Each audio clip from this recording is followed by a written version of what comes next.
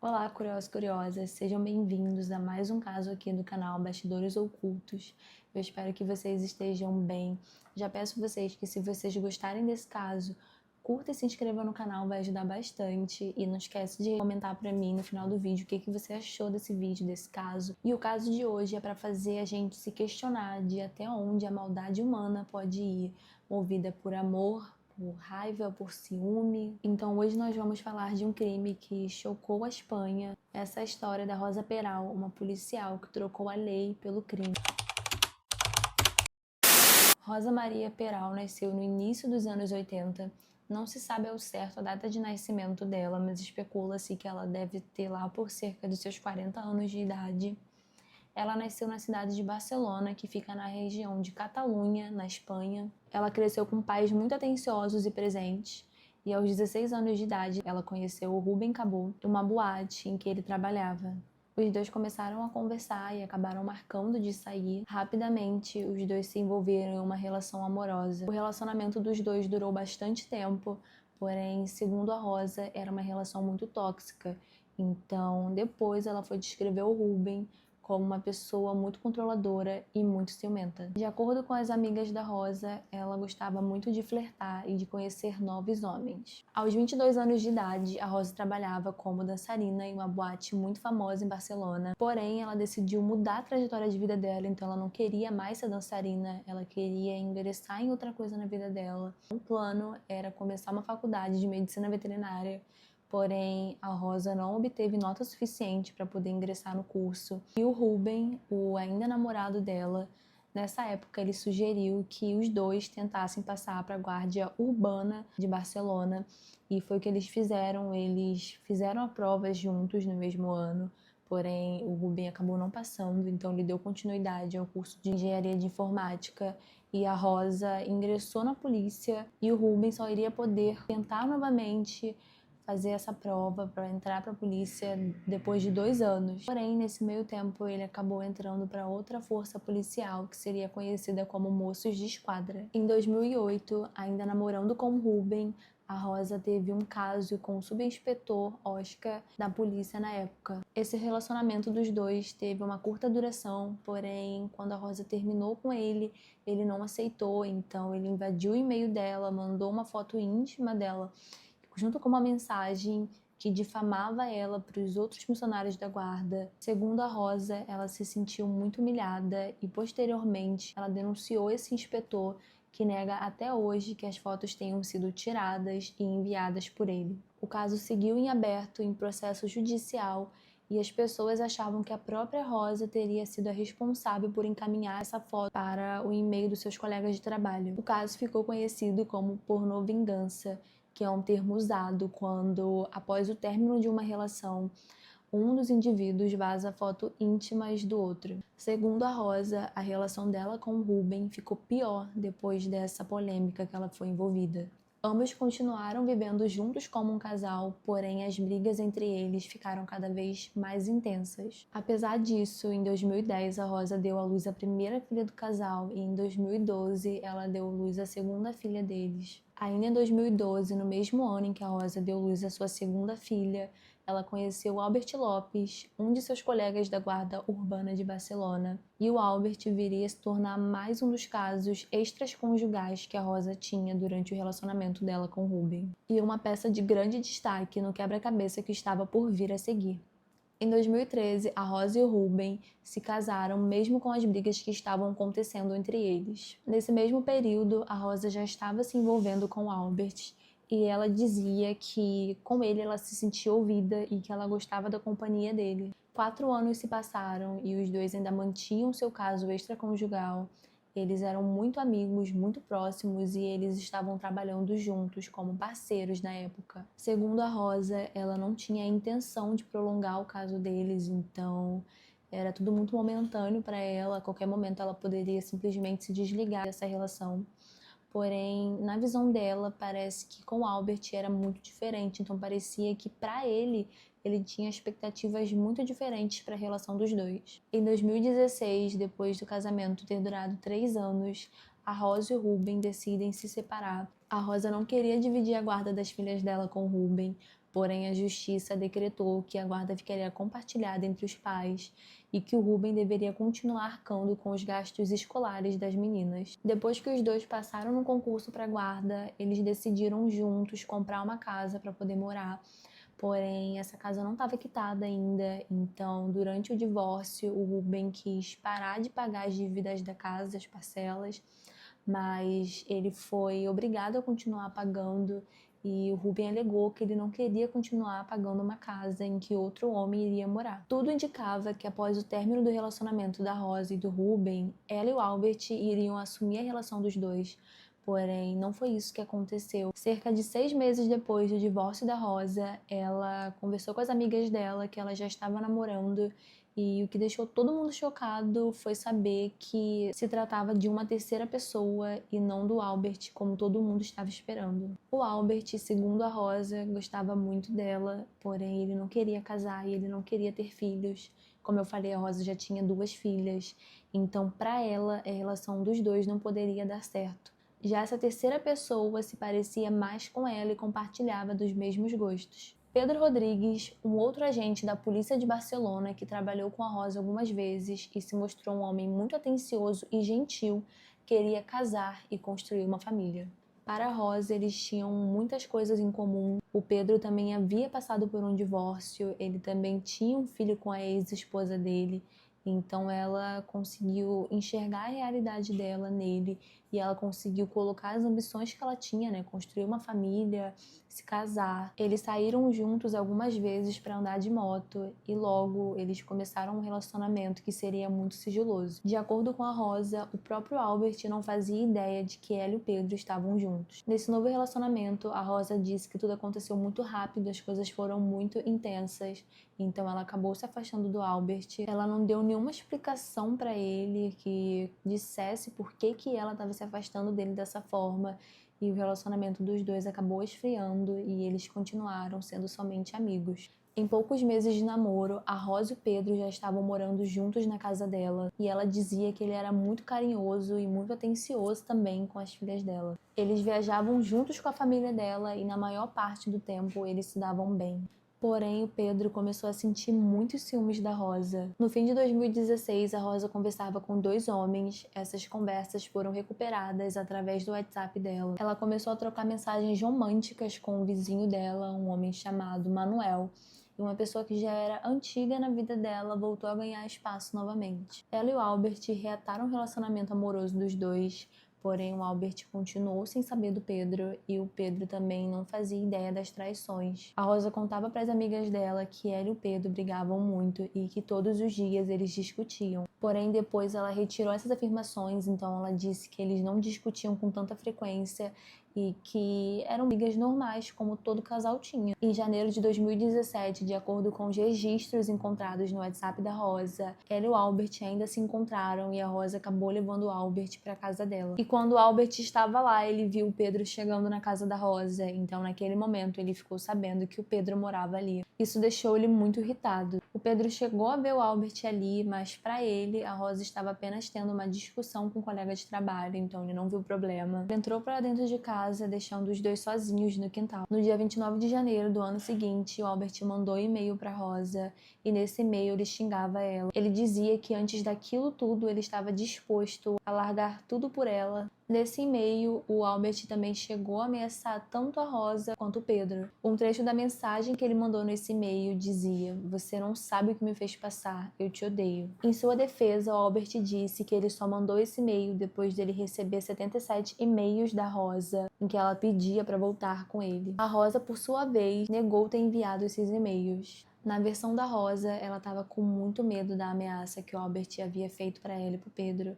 Porém, na versão do Albert, a Rosa apenas queria voltar com ele. A Rosa respondeu o e-mail dele poucos minutos depois, dizendo que o Pedro nunca teria ela para si e que ela sempre seria do Albert. A Rosa disse que mandou esse e-mail como uma forma de acalmar o Albert, porque ele estava muito nervoso depois do que aconteceu naquele dia. Depois da ameaça que ele teria mandado pro e-mail dela, a Rosa falou que ela passou a evitar ele, então eles mal se falavam. Poucos meses depois, o Albert mandou uma mensagem para Rosa pelo Facebook, porém ela acabou ignorando ele. No dia 8 de abril de 2016, a Rosa estava em um bar com as amigas dela Então Pedro chega nesse bar, ele joga um anel no colo da Rosa e sai. Porém, antes dele sair, ele diz para Rosa que queria que os dois voltassem a trabalhar juntos. As amigas da Rosa teriam dito mais tarde em seus depoimentos que a Rosa colocou o anel no dedo e ficou admirando. Então, em uma mão, ela estava usando o anel que o Albert havia dado a ela, e na outra, ela usava o anel que o Pedro tinha dado. No dia 19 de abril, a Rosa havia combinado uma viagem com o homem. Essa mensagem era o conteúdo de um áudio de WhatsApp que foi encontrado nos arquivos do celular da Rosa. Nesse áudio, o que chamou muita atenção da polícia foi a seguinte frase que ela falou: depois que fizermos aquilo. Então, depois que ela e essa outra pessoa a quem ela mandou essa mensagem fizessem essa tal coisa, eles poderiam viajar. No áudio, ela chama o homem de tonto, que era um apelido que ela costumava usar com Albert. A mensagem foi deletada pela Rosa e encontrada no momento da investigação pela polícia, porém não dava para atrelar essa mensagem a um contato específico dela. No dia seguinte, o Albert comprou um celular novo e agora com um chip novo ele recebeu uma ligação da Rosa e eles fizeram cerca de 30 ligações um para o outro com esse novo número que ele estava usando. No dia 2 de maio de 2017, a Rosa contou para os pais dela que o Pedro havia ido embora, que não tinha nenhum motivo para ele ter ido embora, ela não sabia o que poderia ter acontecido e que ela mandava mensagens para ele, porém ele não respondia a ela. No dia 3 de maio, o dia seguinte ao qual o Pedro teria ido embora, a Rosa e o Albert participaram de um almoço com colegas de trabalho e nesse almoço eles tiraram muitas fotos juntos, eles conversaram. De acordo com as pessoas que estavam presentes nesse almoço, os colegas da Rosa e da delegacia, ela estava muito tranquila com o que estava acontecendo, então ela conversou com o Albert, eles tiraram fotos juntos e não parecia haver nenhum problema. Era como se o Pedro não tivesse desaparecido, tudo parecia normal na vida dela. No dia 4 de maio de 2017, um carro foi encontrado completamente carbonizado na represa de Foix, em Barcelona. No porta-malas, os investigadores localizaram um corpo em estado avançado de carbonização, o que dificultou a identificação da vítima. Posteriormente, as análises forenses identificaram que se tratava de Pedro Rodrigues. A identificação do corpo do Pedro só foi possível devido a uma cirurgia que ele fez anteriormente. Nessa cirurgia foi implantada uma placa de metal no corpo do Pedro. Não se sabe ao certo se foi na perna ou se foi na coluna, eu não achei nenhuma fonte que confirme isso. Porém, a Netflix tem uma série chamada Corpo em Chamas e nessa série é retratada como se a cirurgia do Pedro tivesse sido feita na coluna, devido à má postura dele. Como eu falei, ele andava de moto, então devido a muito tempo que ele ficava sentado naquela mesma postura, ele acabou tendo lesões. Isso, como eu disse, foi retratado na Netflix. Eu vi a série, inclusive eu recomendo que vocês assistam. Usando essa placa de metal que foi encontrada no corpo do Pedro, com o histórico médico dele, foi possível identificar que o Pedro seria essa pessoa que estava no porta-malas desse carro. Os detetives começaram a investigação, porém, a princípio, parecia se tratar de uma vingança. Como eu falei, o Pedro era policial, então poderiam ter muitas pessoas, muitos criminosos atrás dele. Mas aconteceu uma coisa que os detetives da Catalunha acharam muito estranha. A Rosa demorou mais de uma semana para poder começar a colaborar com a polícia e falar se ela sabia ou não de algo que poderia ter acontecido com o namorado dela. Enquanto isso, outros policiais faziam tudo o que podiam para poder ajudar na investigação. A Rosa, por sua vez, ao ser questionada, ela reforçou a história da briga que ela havia dito aos pais dela, de que o Pedro havia saído de casa sem nenhuma explicação e que depois daquilo ali ela não teve mais contato nenhum com ele. No dia 10 de maio, a Rosa decidiu contar a verdade, mas dessa vez a história era outra. Então antes, a primeira vez que ela foi questionada, ela contou que ela não sabia mais nada do Pedro depois que ele supostamente saiu da casa dela.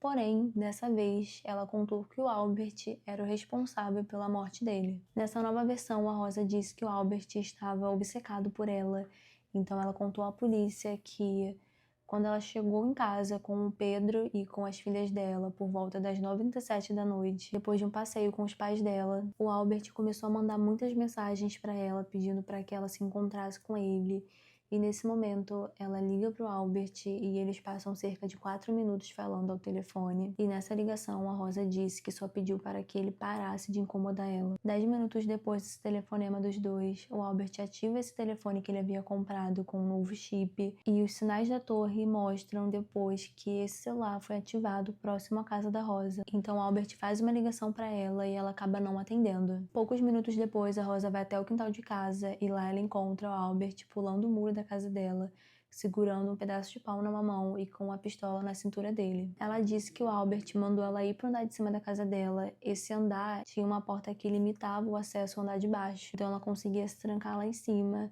E ela fez o que o Albert mandou, então ela subiu pro segundo andar da casa dela, onde as filhas também estavam dormindo essa hora. E ela trancou a porta e ficou lá em cima andando de um lado para o outro, enquanto o Albert estava no andar de baixo com o Pedro. Ela disse que durante o tempo que ela ficou lá em cima, ela ouviu barulhos horríveis, parecia que estava havendo uma briga no andar de baixo.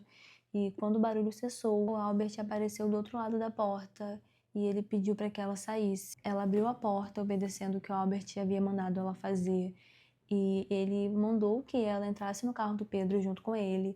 E nesse momento a Rosa diz que ela não vê nenhum sinal do Pedro pela casa dela. Então ela não viu nenhuma marca de sangue, ela não viu nada que pudesse indicar que havia acabado de acontecer um crime ali, ou alguma coisa do tipo que pudesse indicar que o Pedro estava em perigo. Agora, no carro do Pedro, a Rosa e o Albert foram até a casa do ex-esposo dela, o Ruben, e lá o Albert supostamente havia obrigado a Rosa a mandar mensagens pelo celular do Pedro para o Ruben, se passando por ele. A intenção do Albert nesse momento era que as torres de sinal de celular localizassem o celular tanto do Pedro quanto do Ruben no mesmo lugar. Depois disso, ele levou a Rosa de volta para a casa dela e, chegando lá, ele deu a chave do carro do Pedro na mão dela e ele pegou a chave do carro dela, então ele obrigou que ela seguisse ele até a represa de Foz. Segundo ela, quando eles chegaram lá, ela viu Albert descer do carro dela com 2 galões de gasolina na mão. E nesse momento ela pensou que seria morta, porém o Albert apenas fez com que ela dirigisse o carro dela de volta para casa e o carro do Pedro continuou na represa.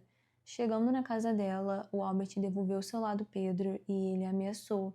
Então, se ela dissesse para alguém alguma coisa que ela tinha visto naquele dia, as filhas dela morreriam. E como ele sabia que ela amava muito as filhas dela, ele tinha certeza que ela não iria contar nada daquilo para ninguém. Ela também acreditava que ele voltou até a represa e incendiou o carro do Pedro. Para os detetives, a história da Rosa tinha muitos furos porque não fazia sentido nenhum ela ter ficado sozinha no carro do Pedro e não ter aproveitado esse momento para tentar fugir. Enquanto isso, o Albert contava outra versão da noite do crime. De acordo com a versão do Albert, foi a Rosa quem matou o Pedro. Então, o Albert disse que a Rosa drogou o Pedro naquela noite quando eles chegaram em casa.